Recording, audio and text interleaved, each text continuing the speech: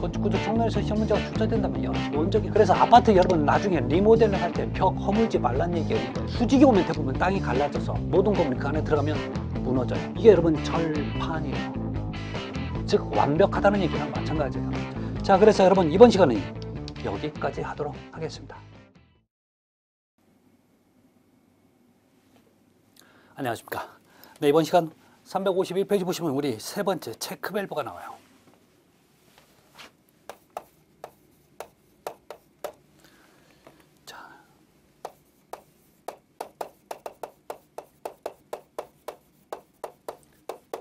자, 그런데 이 체크 밸브도 역시나 여러분 다른 별칭을 하나 가지고 있습니다. 자, 이것을 거꾸로 흐는 것을 막아준다는 표현을 써서 여러분 이 밸브 이름을 역지 밸브라는 표현을 써요. 자, 그러면 이 체크 밸브는 어떤 역할을 하는지 잠깐 좀 설명 좀 드릴게요. 예를 들어서 펌프가 있어요. 자, 여기 있는 물을 이 펌프가 빼낼 거예요. 자, 그러면 이걸 빨아들여서 여기서 토출해야 되는 거죠. 그런데 예를 들어서 여기서부터 이 높이가 뭐 20m, 30m 된다고 칩시다. 뭐 20m 된다고 쳐요. 자, 그럼 펌프가 자, 어느 정도 물 수위가 떨어지면 펌프가 자동적으로 멈추게끔 돼 있어요. 그럼 멈출 때 여기 있는 물이 20m 정도 된다는 얘기는 상당히 많은 양이 될 수밖에 없어요.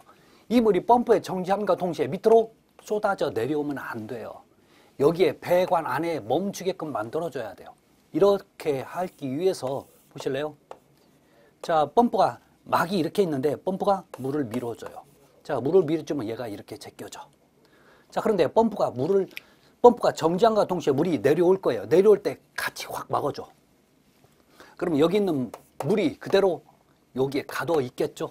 이런 역할을 하는 게 여러분 체크 밸브예요. 자, 그런데 이 체크 밸브는 여러분 절대 잊지 말아야 될 게 있어요. 얘는 유량 조절이 절대 안 됩니다.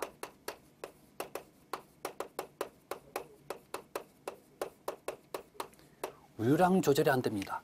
자, 여러분 이게 무슨 뜻이냐면 그 양을 조절하는 용도는 절대 안 된다는 얘기예요. 완전히 닫거나 완전히 열어주는 역할을 하는 거지 양을 조절할 수는 없어요.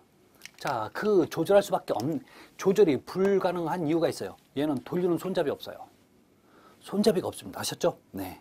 자, 그래서 여러분 체크 밸브 여러분 절대 유량 조절 안 된다는 거 알아주십시오. 자, 그럼 이 체크 밸브는 종류가 있습니다. 종류. 기본적으로 스윙형이 있고 또 하나는 리프트형이 있어요. 그러면 스윙형은 요거 수직 배관 또는 수평 배관 모두 써요. 그런데 리프트형만은 여러분 반드시 잊지 마세요. 수평 배관에만 사용된다는 거. 그래서 리프트의 피읍과 수평 배관의 피읍 서로 묶어버리세요. 아셨죠? 자, 그 개념만 확인만 하시면 됩니다. 다음에 여러분 네 번째 나온 콕 밸브. 콕 밸브는 여러분 우리 가스 중간 밸브가 되는 거죠. 그래서 얘는 열고 닫힘이 90도밖에 안 돼요. 그래서 항상 빨리 열고 닫을 때 쓰는 밸브가 여러분 콕 밸브예요. 다섯 번째 스트레이너. 자, 이건 좀 보고 가셔야 돼요.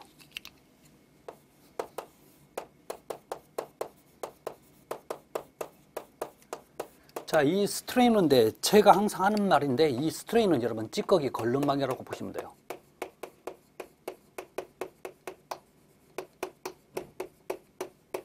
자, 이게 무슨 얘기냐? 여러분 이 스트레이너를 우리 사진상에는 이렇게 돼 있죠. 지금 크게 대충 제가 그려보면 이런 형태로 돼 있어요. 자, 그러면 이 안에 여러분 스테인레스로 이렇게 철망이 이 안에 이렇게 들어있어요. 그럼 물은 이쪽에서 들어와요. 그래서 이쪽으로 빠져나가게끔 돼 있죠. 그래서 여러분 찌꺼기가 이 안으로 들어가서 여기에 항상 망 안에 담아 있어요. 그래서 여기를 여러분 지금 풀러서 이 방을 빼낸 다음에 청소를 하고 다시 집어넣어 주면 돼요. 이게 여러분 스트레이너입니다. 그래서 이건 찌꺼기 걸름망이라고 하는 거. 다음에 여섯 번째 보면 여러분 볼탭 밸브가 나와요. 볼탭 있죠? 자, 이 볼탭이 여러분 어디에도 있냐면 여러분 대변기 있죠? 여러분 대게, 변기 여기는 요 밸브를 내는과 동시에 여기 있는 공이 하나가 있어요. 이렇게 보면 이렇게 있어서 이렇게 연결되어 있는데 여기가 공이 있어요.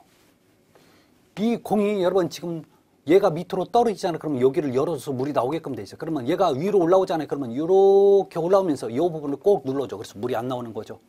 이거 바로 여러분 볼탭이에요. 자, 볼탭 결론적으로 여러분 이건 수위 조절용이죠.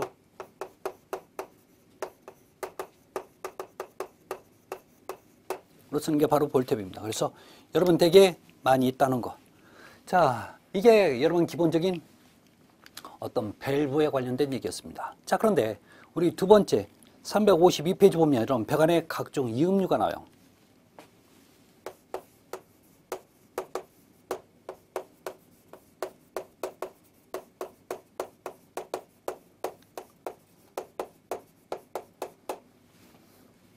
자, 배관의 각종 이음류를 보시면 여러분 첫 번째 직관접합입니다.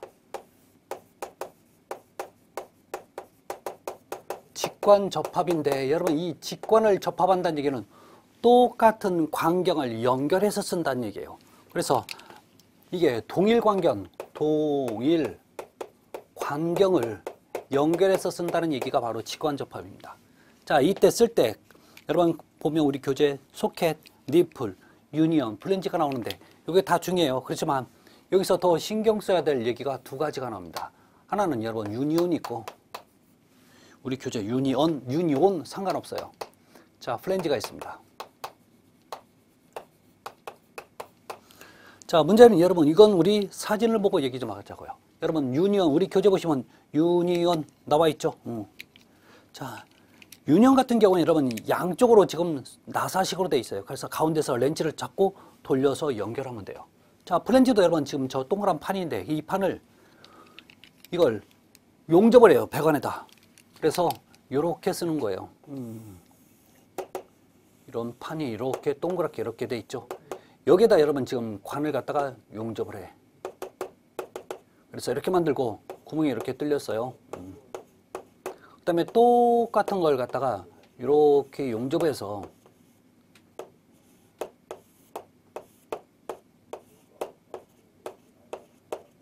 그래서 구멍을 맞춘 다음에 여러분 볼트로 조여요. 이러면 되는 거죠. 이 판들을 이름이 뭐라고요? 플랜지. 자, 그러면 유니온 같은 경우는 주로 어떨 때 많이 쓰냐면 유니온은 이 광경이 50mm 이하일 때 50mm 이하일 때 많이 쓰이는 거고 플랜지 같은 경우는 이 광경이 큰 50mm 이상일 때 많이 써요. 아셨죠? 자, 그럼 이 유니온과 플랜지를 주로 쓰는 목적이 이렇게 직관이음을 쓸 때 사실은 이걸 우리가 한번 배우고 온 적이 있습니다. 자, 이렇게 얘들을 쓰는 이유가 직관접합 같은 관을 이을 때 하는데 얘들은 나사식으로 되어 있다 보니까 뭐가 좋냐면 배관에 교체 수리가 쉬워지는 거죠. 자, 그런데 하나만 더 갑시다. 여러분 얘는 또 잊지 말아야 될 게 얘들은 잊지 말아야 될 게 얘기 있어요. 특히 요 플랜지 같은 경우에는 요 플랜지 있죠. 이 플랜지는 특히 배수관 도중에 사용을 금지합니다. 왜 그러냐고요? 배수관 도중에는 이 플랜지 여기 턱이 있어갖고 턱에 여러분 걸릴 수가 있어요. 걸린다는 얘기는 찌꺼기 걸리면 막힐 우려가 있는 거죠. 그래서 여러분 플랜지는 배수관 도중에 쓸 수 없습니다. 그런데 또 하나 유니온도 어디 못 쓰는 데 있어요. 여러분 얘는 가스 배관 사용을 금지합니다. 왜? 유니온 여러분 한 번에 돌리면 한 번에 다 풀어줄 수 있어요. 그래서 절대 유니온 같은 경우는 가스 배관 도중에 사용을 금지한다라는 얘기까지 여기까지 여러분 정리 좀 부탁 좀 드릴게요. 다음에 광경이 다른 경우에요.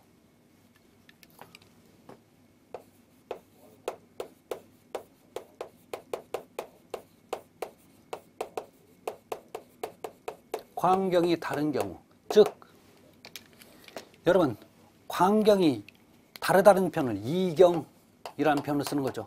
그래서 이경이음이라는 표현도 써요. 그러면 광경이 다를 때 쓰는 가장 대표적인 게 우리 교재 볼까요? 이경 소켓, 이경 엘보 여러 개 있는데 여러분 나오는 게 부싱과 그 다음에 나오는 게 레두셔가 나오죠.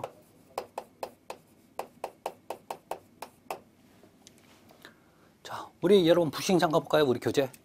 여러분 거기 보시면 15mm, 25mm 써있죠.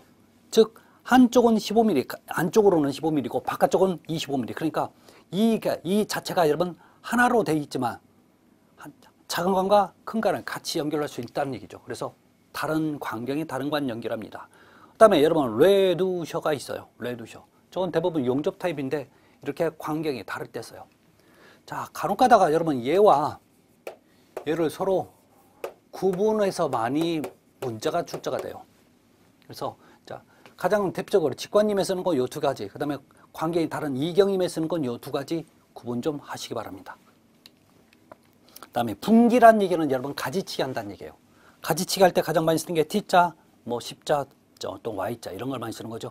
그 다음에 배관을 굽힌다는 얘기는 관을 굽힐 거예요. 자, 그래서 엘보나 밴드 쓰고 배관의 말단부.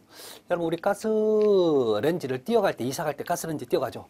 이때 와서 도시가스에서 끝에를 막아버리는 것들 있죠. 이게 바로 이런 플러그나 캡이 됩니다. 그래서 그런 것들이 있다는 거. 자, 그렇게 보시면 돼요. 그러면 354페이지 보시면 이제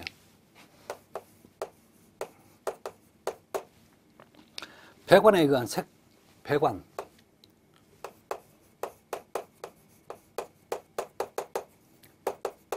색채. 구분한다는 얘기가 나와요. 자, 식별. 자, 여러분 공기 나와 있죠? 공기. 이 공기를 무조건 백색으로 합니다. 다음에 가스.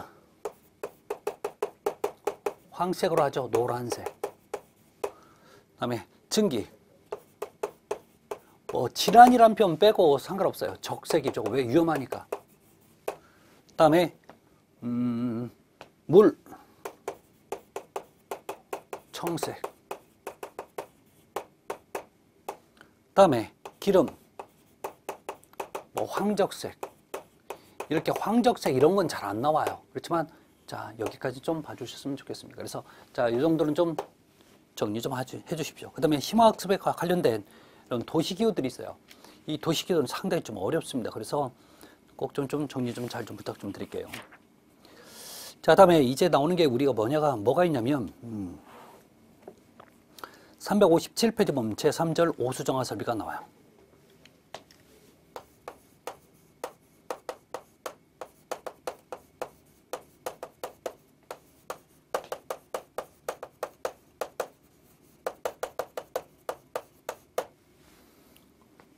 자, 오수정화 설비라는 얘기는 자, 우리 흔히 정화조 개념으로 보시면 돼요. 자, 그러면 이 오수정화조에 쓰는 기본 용어들이 있어요. 자, 우리 교재 첫 번째 보면 BOD가 나옵니다. 이 BOD를 우리가 생물화학적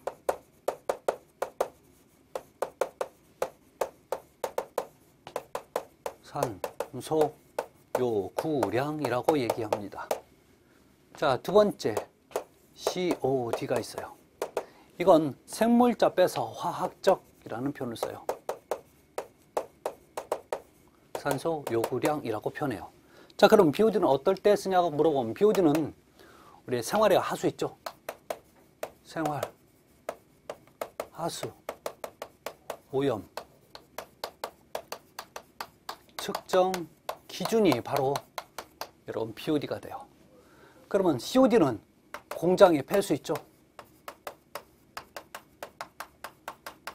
오염 측정 기준이 바로 COD가 됩니다. 그래서 기본적인 얘기입니다. 자, 그러면 간혹가다 이것들이 크다 작다라는 표현을 써요. BOD가 크다 작다. 그러면 크다는 얘기는 그만큼 오염이 크다는 얘기예요. 그러면 이건 오염이 작다라는 얘기죠. 자, 그래서 오염이 크다, 오염이 작다. 자, 그 다음에 여러분 세 번째 나온 게 DO예요. 자, DO는 여러분 용존 산소량. 자, 물속에 녹아있는 산소량. 이걸 여러분 DO라고 얘기하죠. 자, 네 번째 바로 부유물질자.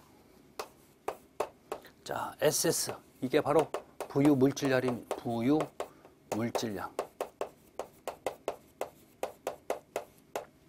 여러분 부유물질은 뭐냐면 여러분 물속에 분명히 녹아 있는데 제대로 안 녹고 이렇게 좀 둥둥 좀 떠다니는 거야. 그 물속 안에서. 이런 것을 여러분 지금 부유물질량이라고 얘기하는 거죠. 자, 그래서 5번째는 여러분 스컴이 있어요. 스컴. 이게 물 위에 뜨는 오물 찌꺼기를 얘기하는 거예요. 얘는 물 속에서 있는 거고 얘는 물 위에 있는 거예요. 그래서 이게 부유물질량. 아니야. 자, 이게 오물 찌꺼기.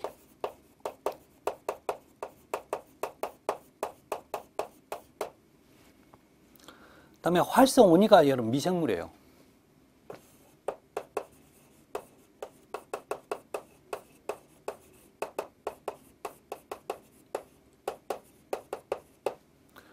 자, 뭐 ppm은 여러분 어떤 숫자에다 100만을 곱한 게 ppm이 되는 거죠. 폐하는 여러분 산도를 측정할 때 다 하는 단위가 폐하입니다. 자, 그래서 9번째는 BOD 제거율 있죠. 그 제거율 여러분 한번 보시면 됩니다. 자, 이렇게 기본적인 이 오수 정화제의 용어는 확인 좀 하십시오. 다음에 오수 처리 방식들이 있어요. 오수 처리 방식에 대해서 간단히 좀 소개 좀 할게요.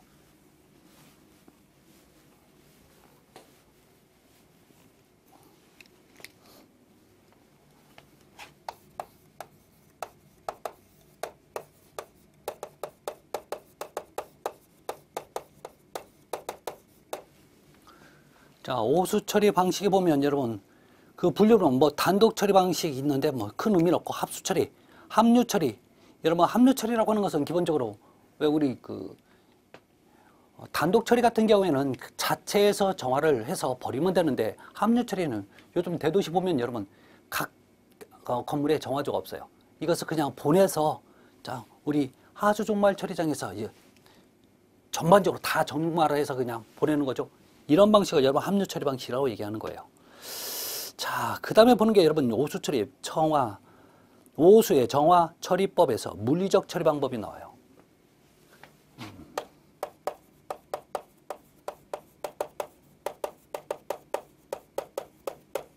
이 물리적 처리 방법이라는 얘기는 뭘 쓰냐면 기계 장치를 이용하는 거예요.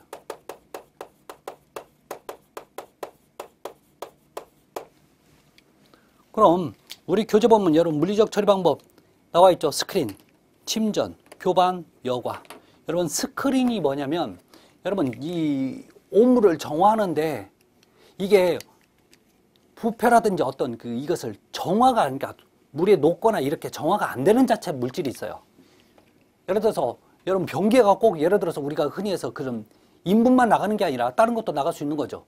그런 게 정화가 그러니까 삭지 못하는 것들, 부패가 안 되는 것들, 정화가 안 되는 것들을 걸러내 주는 게 바로 여러분 스크린입니다. 그래서 걸름망이라고 보시면 돼요. 그 다음에 침전, 가라앉히는 거죠. 그 다음에 교반 섞어버려요. 그 다음에 여과 필터를 이용해서 하는 거죠. 이게 바로 여러분 기본적인 물리적 처리 방법이에요. 그래서 자, 이 방법은 스크린, 침전, 교반 섞는 거예요. 여과 이런 방법들이 여러분 물리적 처리 방법이에요. 그 다음에 나오는 게 여러분 화학적 처리 방법.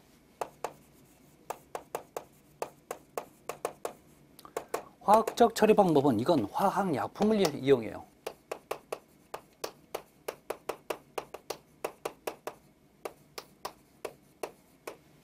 그래서 정화하는 방식이라고 보시면 돼요.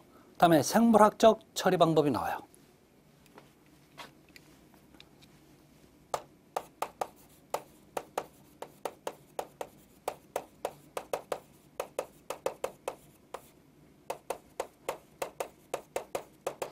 여기서 생물학적 처리 방법은 뭘 이용하냐면 여러분 얘는 미생물을 이용합니다.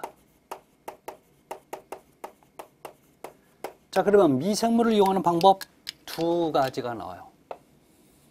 하나는 혐기성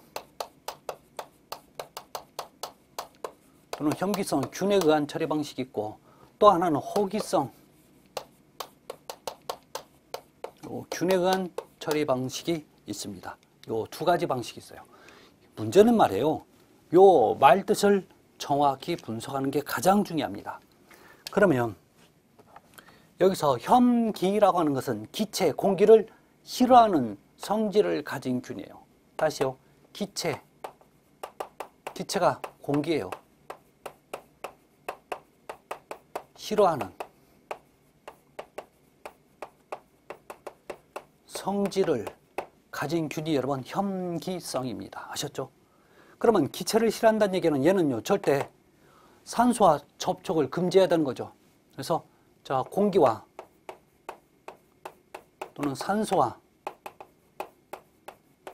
접촉을 금지해야 돼요. 자 그러기 위해서는 여러분 뭘 하면 돼요? 그렇죠. 여러분 얘는 무조건 밀폐를 시켜주는 게 잘 되는 거죠. 결론은 얘는 부패를 시킨다는 얘기나 마찬가지예요. 결론은 이 얘기는 부패를 하겠다는 얘기예요. 부패. 다음에 호기성균입니다. 호기성균은 말 그대로 기체를 좋아하는 성질을 가진 균. 자 그래서 기체를 좋아하는 성질을 가졌어요. 이걸 여러분 호기성이라고 얘기합니다. 자 그래서 얘는 반드시 공기, 산소와 접촉을 시켜야 돼요. 되어야만 합니다. 자 그래서 이렇게 항상 공기와 산소를 접촉되는 이 부분을 여러분 산소와 결합했다고 해서 산화라는 표현을 쓰는 거죠.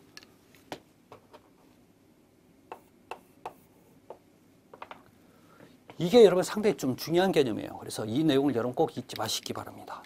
자 그러면 우리 이제부터 오물정화조, 즉 부패정화 방식에서 기본적으로 잊지 말아야 될 우리 정화 순서라든지 이 관련된 얘기를 지금 제가 설명을 드립니다.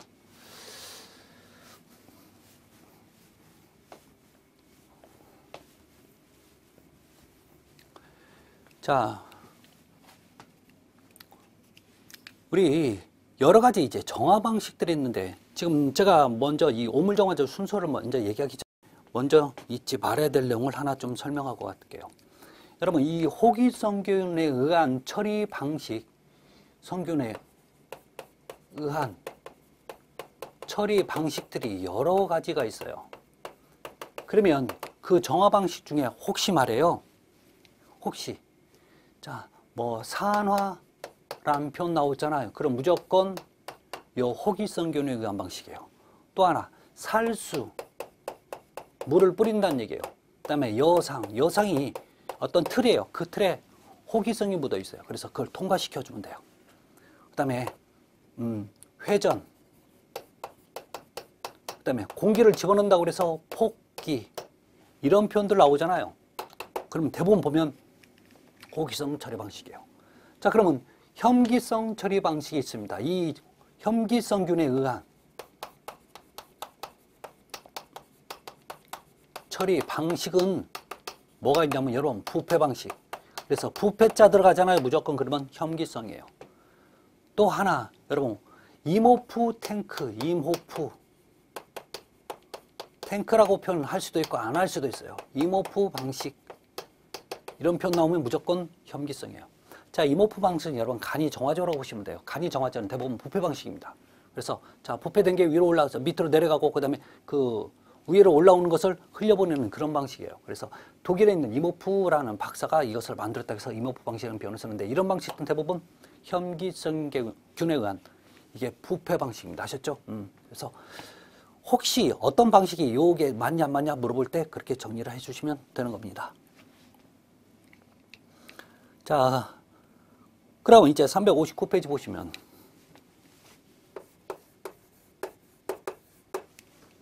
자, 오물정화조. 그래서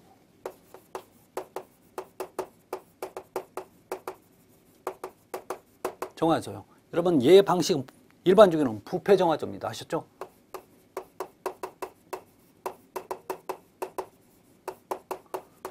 방식에서 이 정화 순서가 있어요. 자, 순서는 부패조, 여과조, 산화조, 소독조 이렇게 돼요. 그래서 요거 부패조,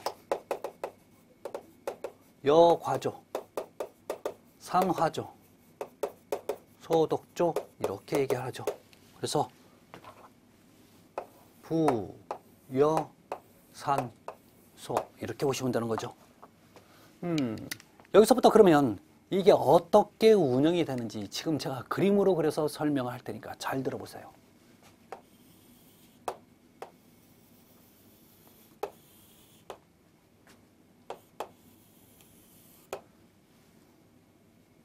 자, 얘를 부패죠.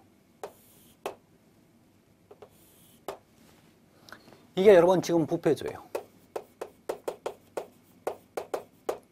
그러면 이쪽으로 동이 유입이 돼요. 자, 그런데 얘는 그대로 있는 게 그냥 있는 게 아니라 이게 칸막이가 있어요. 칸막이. 자, 칸막이가 있어서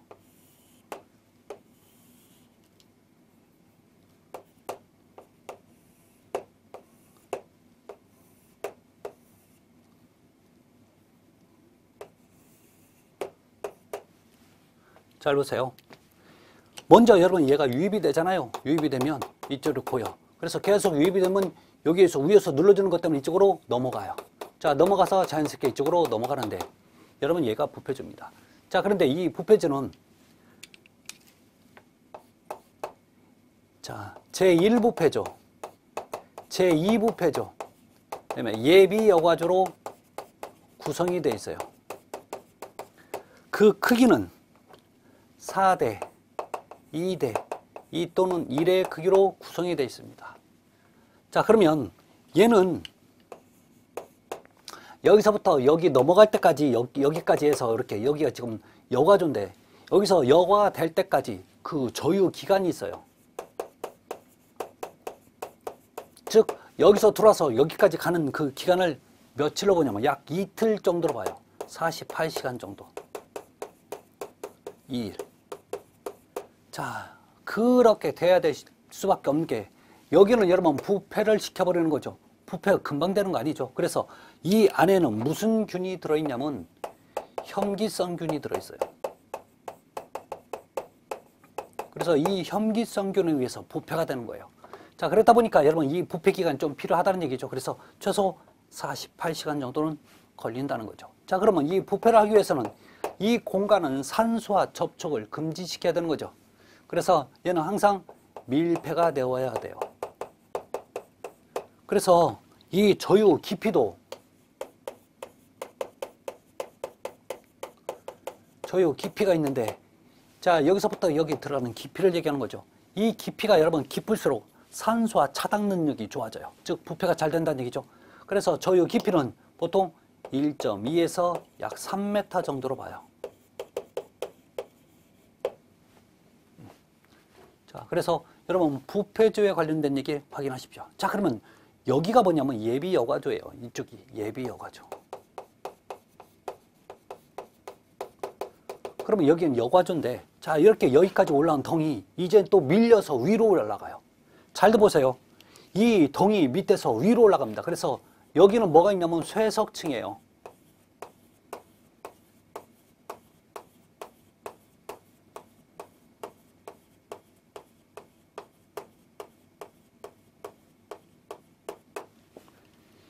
여기가 뭐라고요? 여러분 여기가 쇠석층입니다. 쇠석층인데 여기가 지금 이 쇠석으로 인해서 여러분 정화를 하는 거예요. 아니, 여과를 하는 거예요. 미안해. 여과를 합니다. 그래서 여기가 지금 여과조예요. 자, 그런데 밑에서부터 위로 올라갈 수밖에 없는 게 얘는 지금 자꾸 밀리다 보니까 밑에서 위로 올라갑니다. 자, 그래서 이 여과조에는 자, 여과조 얘기를 이쪽에서 할게요. 첫 번째, 얘는 쇠석은 아래에서 위로 갈수록 작게끔 돼 있어요. 그래서 이 쇠석의 쇠석 크기입니다. 아래는 큰 것을 쓰고 위에는 작은 것을 사용해요. 결론, 여과조의 여과 방향은 밑에서 위로 올라간다는 얘기입니다. 아셨죠? 이게 여과 방향이에요. 자, 그러면 이 여과가 되면 이쪽에서 이쪽으로 흘러내려오게끔 돼 있어요. 그러면 여기에서는 지금 무슨 일을 하냐면 여기는 이게 바로 여러분 산화조예요. 산소와 결합해 준다고요. 자, 그러기 위해서 여러분 여기 위에 간 물을 뿌려주는 살수 설비가 있어요. 자, 그래서 얘도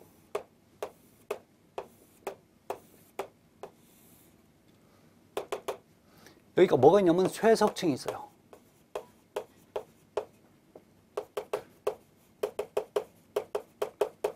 여기에서 쇠석층은 필터 역할을, 여과 역할을 하지만 얘는요 필터 여과 역할이 아니에요. 뭐 하기 위해서 쓰냐면 얘는 산소와 결합을 잘 하기 위해서 이 사이로 지금 떠 있으니까 산소와 결합을 시켜줘요. 산소와 결합이 잘 되기 위해서 이 쇠석층을 통과시켜요. 자, 그러면 밑으로 떨어질 거 아니에요. 근데 여기 안에는 지금 무슨 균이 살아있냐면 호기성균이 있어요. 결론, 이 산화조에서는 무슨 균이 있다고요? 호기성균이 있어요. 그래서 얘를 띄워놓는 거예요. 밑에 하고 위에를. 자, 이렇게 띄워놓다 보니까 얘는 산소와 결합을 시키는 거죠. 그래서 항상 산소와 결합이 되어 있어야 돼요.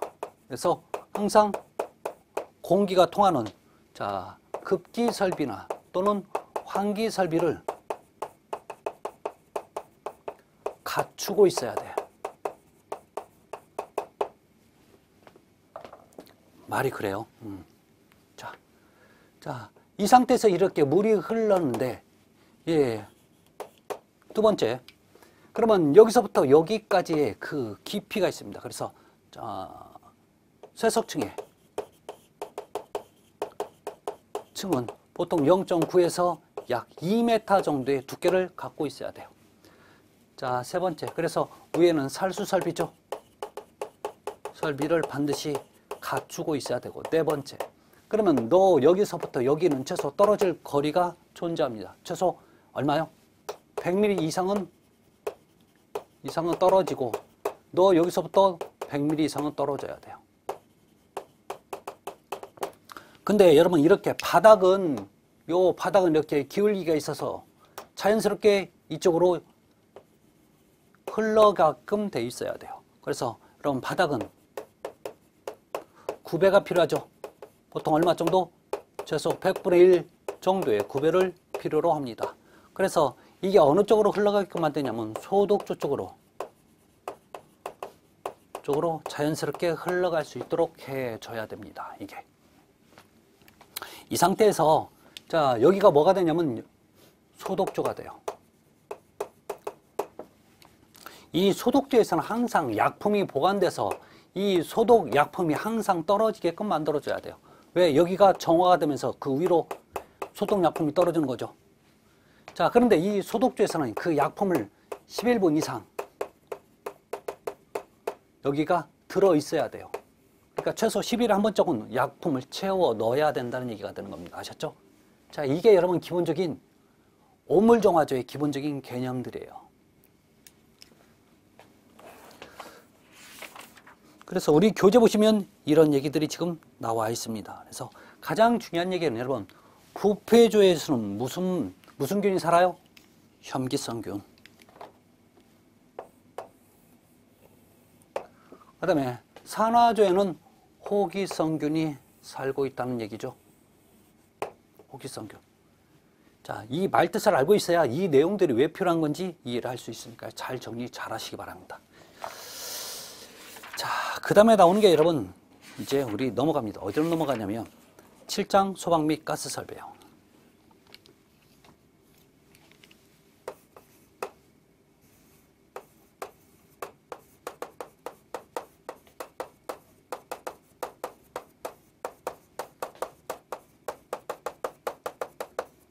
소방 및 가스 설비.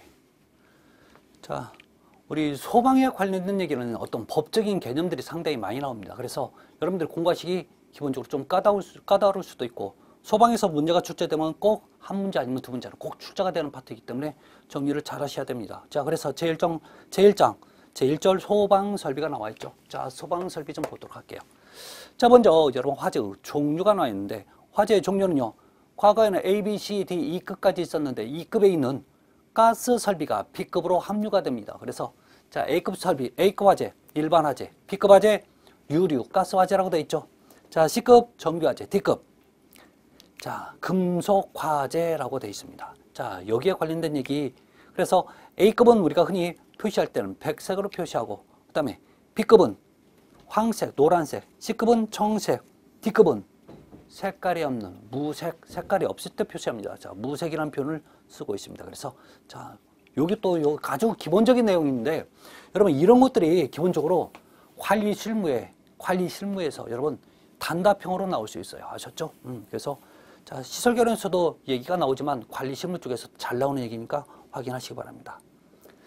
자, 그 다음에 우리가 봐야 될 게 여러분 369페이지 보시면 소화 설비의 종류가 나와요.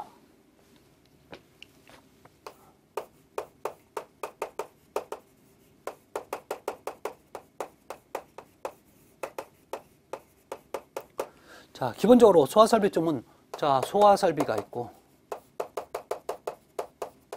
그다음에 소화 활동 설비가 있어요.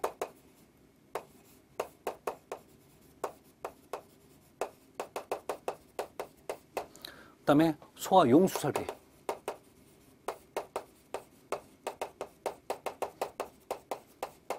그다음에 피난 설비. 자, 그다음에 하나 경보 설비가 남았죠. 뒷페이지에 있어요. 자, 경보 설비는 화재가 났을 때 어떤 소리나 빛을 내서 화재를 알려주는 거고, 피난 설비는 도망을 가는데 필요한 설비가 여러분 피난 설비가 되는 거죠. 자, 그 다음에 소화 용수 설비는 기본적으로는 가장 많이 필요한 물이 필요한 게 바로 소화 용수 설비예요. 자, 그런데 여기서 가장 머리가 아픈 게 뭐냐면 요 두 개를 구분하는 일이에요. 자, 소화 설비는 직접 불을 끌 수 있는 설비예요.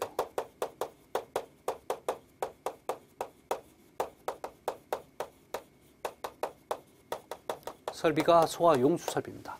자, 그래서 가장 대표적으로 하면 소화기라든지 또 옥내 소화전, 옥외 소화전, 스프링클러 이런 것들이 전부 다 소화 설비에 들어가요. 자, 그런데 소화 활동 설비는 불을 끄는데 또는요 도망을 가는데 도움을 주는 설비지 직접 불을 끌 수는 없어요. 그래서 직접 불을 끌 수 없고 피난이나 자 소화 시 도움을 주는 설비예요.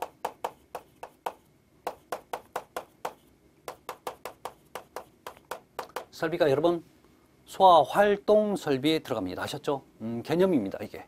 그래서 여러분 얘들을 보면 기본적으로 우리 소화 활동 설비 보면 예를 들어서 제연, 연기를 제거한다고 해서 제연 설비예요. 그다음에 연결 송수관 설비, 그다음에 연결 살수 설비. 얘들은 직접 물이 안 나와요. 자, 그다음에 비상 콘센트.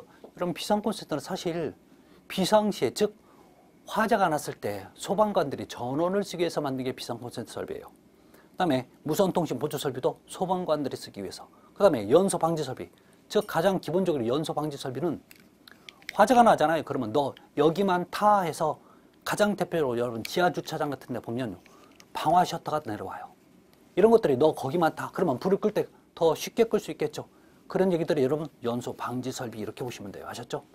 자, 그래서 여러분 요 5가지는 요 소화 설비, 소화 활동 설비, 소화 용수 설비, 피난 설비, 경보 설비 그 내용도 중요하지만 그 항목들을 가지고 얘기를 할 수 있어요. 간혹가다 여러분 소화 활동 설비 예를 들어서 5가지 적으시오 이런 식으로 나올 수도 있는 거죠. 특히 관리 실무 쪽에서. 그래서 우리 쪽에서는 직접적으로 그러니까 시설 결혼 쪽에는 직접적으로 그런 얘기를 쓰라고는 안 나오지만 우리 쪽에서 나온다면 시설 결혼 쪽에서 나온다면 각각의 항목들에 대해서 조목조목이 나올 수 있어요. 그렇지만 관리 실무에서는 좀 크게 보시는 게 훨씬 유리할 겁니다. 자, 그래서 자 이번 시간 여기서 마치고 다음 시간부터는 여기에 관련된 전반적인 내용을 자 얘기하도록 하겠습니다. 여러분 수고하셨습니다. 감사합니다.